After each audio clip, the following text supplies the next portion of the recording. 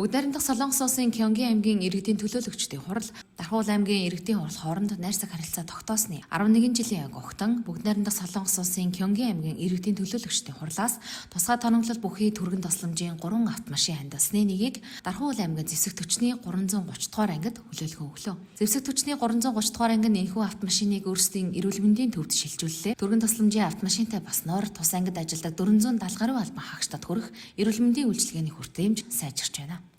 Энэ жил 20 жилийн ойнч болж таарлаа. Тэгээд 330 дугаар цэргийн ангид гартуул өгч байгаамаа.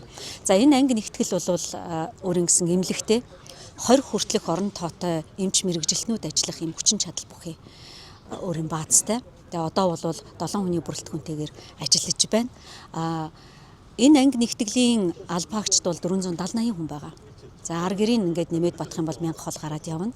Дээр нь оюутан цэрэг гээд ингээд авч үзэхэд бол бид нар нөгөө иргэдэд хүрэх эрүүл мэндийн тусламж үйлчилгээний хүртээмж нэг талаасаа нэмэгдэж байна. Нөгөө талаасаа эрүүл мэндийн салбарын ачаалал бас буурах ийм өнцгүүд харагдаж байгаа юм. За энэ ажлыг бас холбож уялдуулсан байгаа нөхцөл байдлыг шуурхаа танилцуулж ажилласан аймгийн цэргийн штабын дарга хошууч оргил сайхан болоод тэдний одоо хамт олонд бас талархал илэрхийлье. Тэгэхээр цэргийн хүрээний байгууллагууд нягт уялдаатай ажиллаж байгаа. Бие биенийхээ зовлон жаргалыг ойлгож одоо ингэж дэмжиж ажиллаж байгааг энийг бодит жишээ боллоо гэж ингэж харж байна. Тэгээд түүхт 20 жилийн ойн баярыг энэ хамт олонд 330 дугаар цэргийн ангийн хамт олонд хүргэе. Эх орны бүтээн байгуулалт, эх орны хөгжил цэцэглэлт, эрүүл энхийн мананаас гадна дэлхийн энх тайвны төлөө бас хүч өргөж явдаг ийм сайхан хамт олон. Тэгээд сайхан баярлалаа гэж хэлье.